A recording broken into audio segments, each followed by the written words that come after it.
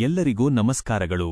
ಇವತ್ತಿನ ವಿಡಿಯೋದಲ್ಲಿ ನಾವು ನಮ್ಮ 10ನೇ ತರಗತಿಯ 6 ವಿಷಯಗಳನ್ನು ಹೇಗೆ ಒಂದು ದಿನದಲ್ಲಿ ಓದಬೇಕು, ಎಲ್ಲ 6 ವಿಷಯಗಳಿಗೆ ನಾವು ಒಂದು ಟೈಮ್ ಟೇಬಲ್ ಅನ್ನು ರೆಡಿ ಮಾಡಿಕೊಳ್ಳಬೇಕು.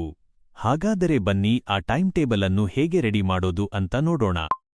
ಒಂದೇ ದಿನದಲ್ಲಿ ಎಲ್ಲಾ ಸಬ್ಜೆಕ್ಟ್ ಓದೋದು ದೊಡ್ಡ ಸವಾಲು ಅನ್ಸಿದ್ರೂ ಸರಿಯಾದ ಪ್ಲಾನ್ ಇದ್ರೆ ಖಂಡಿತ ಈಸಿಯಾಗಿ ಮ್ಯಾನೇಜ್ ಮಾಡಬಹುದು ಫ್ರೆಂಡ್ಸ್. ವಿಡಿಯೋನ ಪೂರ್ತಿಯಾಗಿ ನೋಡಿ, ನಿಮಗೊಂದು ಸೂಪರ್ ಐಡಿಯಾ ಸಿಗುತ್ತೆ.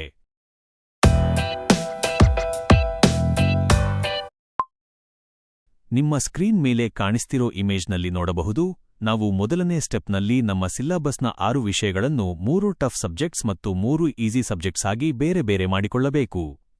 ಟಫ್ ಸಬ್ಜೆಕ್ಟ್ಸ್ನಲ್ಲಿ 3 ವಿಷಯಗಳನ್ನು ತಗೋಬೇಕು. ಅವುಗಳನ್ನು ನಾವು ಟಫ್ ಸಬ್ಜೆಕ್ಟ್ 1, ಟಫ್ ಸಬ್ಜೆಕ್ಟ್ 2 ಮತ್ತೆ ಟಫ್ ಸಬ್ಜೆಕ್ಟ್ 3 ಎಂದು ಬರಕೋಬೇಕು.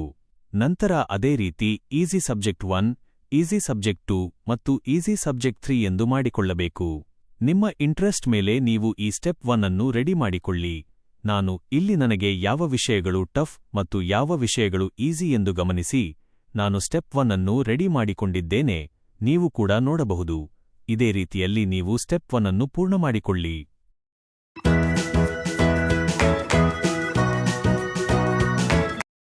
ಈಗ ನೀವು ಸ್ಟೆಪ್ 1 ಮುಗಿಸಿದ ನಂತರ ಸ್ಟೆಪ್ 2 ರೆಡಿ ಮಾಡಿಕೊಳ್ಳಬೇಕಾಗುತ್ತದೆ. ಈಗ ನೀವು SSLC ವಿದ್ಯಾರ್ಥಿಗಳಲ್ಲವೇ? ಹಾಗಾಗಿ ನೀವು ಪ್ರತಿದಿನ ಮುಂಜಾನೆ 5 ಗಂಟೆಗೆ ಅಥವಾ ಕನಿಷ್ಠ ಬೆಳಗಿನ ಜಾವ 5 ಗಂಟೆ 30 ನಿಮಿಷರ ಒಳಗಾದರೂ ಎದ್ದೇಳಬೇಕು. ನೀವು ಎದ್ದ ತಕ್ಷಣ ಫ್ರೆಶ್ ಅಪ್ ಆಗಿ ಆನಂತರ ನಿಮ್ಮ ಅಭ್ಯಾಸವನ್ನು ಪ್ರಾರಂಭಿಸಬೇಕು. ಹಾಗಿದ್ದರೆ ನೀವು ನಿಮ್ಮ ಬೆಳಗಿನ ಸಮಯದ ವೇಳಾಪಟ್ಟಿಯನ್ನು ಸಿದ್ಧಪಡಿಸಿಕೊಳ್ಳಿ. ಮೊದಲಿಗೆ ನೀವು 5 ಗಂಟೆಗೆ ಓದಲು ಕುಳಿತುಕೊಳ್ಳುತ್ತೀರಿ ಎಂದುಕೊಳ್ಳೋಣ. ನೀವು ಮುಂಜಾನೆ ಬೆಳಗಿನ ಜಾವ 5 ಗಂಟೆಯಿಂದ ಬೆಳಗಿನ ಜಾವ 5 ಗಂಟೆ 25 ನಿಮಿಷರವರೆಗೆ ನಿಮ್ಮ ಟಫ್ ಸಬ್ಜೆಕ್ಟ್ 1 ಅನ್ನು ಓದಿಕೊಳ್ಳಬೇಕು. ಓದಿದ ನಂತರ 5 ನಿಮಿಷಗಳ ಕಾಲ ಬ್ರೇಕ್ ತೆಗೆದುಕೊಳ್ಳಿ.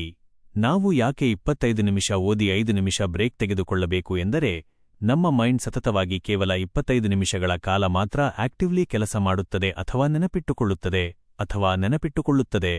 ಅದಕ್ಕಾಗಿಯೇ ನಾವು 25 ನಿಮಿಷ ಓದಿ 5 ನಿಮಿಷ ಬ್ರೇಕ್ ತೆಗೆದುಕೊಳ್ಳಬೇಕು. 5 ನಿಮಿಷಗಳ ಬ್ರೇಕ್ ಸಮಯದಲ್ಲಿ ನಿಮ್ಮ ಮೈಂಡ್ ಇನ್ನಷ್ಟು ಸ್ಟ್ರೆಸ್ ನೀಡಬೇಡಿ.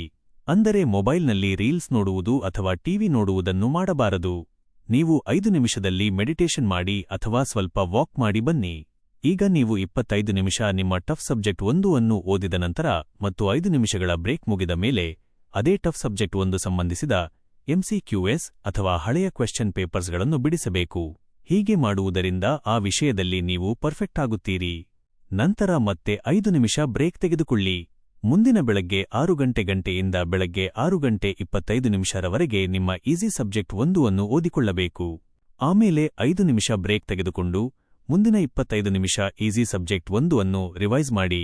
ಮತ್ತೆ 5 ನಿಮಿಷ ಬ್ರೇಕ್ ತೆಗೆದುಕೊಂಡು ಮುಂದಿನ 25 ನಿಮಿಷ ಈಸಿ ಸಬ್ಜೆಕ್ಟ್ 2 ಅನ್ನು ಓದಲು ತೆಗೆದುಕೊಳ್ಳಿ. ನಂತರ 5 ನಿಮಿಷ ಬ್ರೇಕ್ ತೆಗೆದುಕೊಂಡು ಮತ್ತೆ 25 ನಿಮಿಷ ಈಸಿ ಸಬ್ಜೆಕ್ಟ್ 2 ಅನ್ನು ರಿವೈಸ್ ಮಾಡಿ. ಈ ರೀತಿಯಾಗಿ ನೀವು ನಿಮ್ಮ ಬೆಳಗಿನ ವೇಳಾಪಟ್ಟಿಯನ್ನು ಸಿದ್ಧಪಡಿಸಿಕೊಳ್ಳಿ.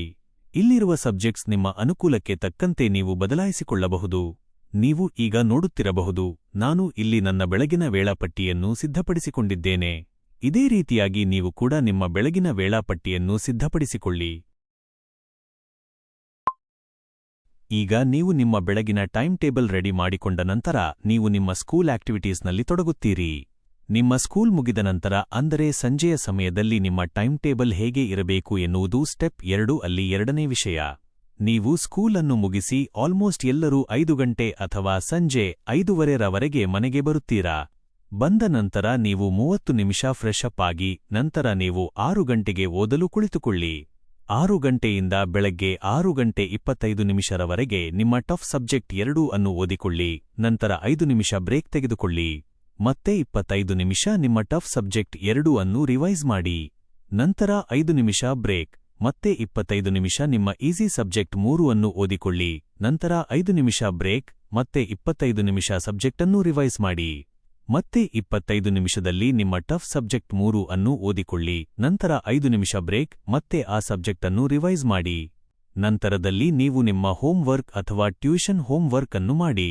ಈ ರೀತಿಯಾದ ಟೈಮ್ ಟೇಬಲ್ ಅನ್ನು ನೀವು ನಿಮ್ಮ ವರ್ಷದ ಕೊನೆಯವರೆಗೂ ಪಾಲನೆ ಮಾಡಿದರೆ ಖಂಡಿತವಾಗಿಯೂ ನೀವು 100% ರಿಸಲ್ಟ್ ಮಾಡಬಹುದು.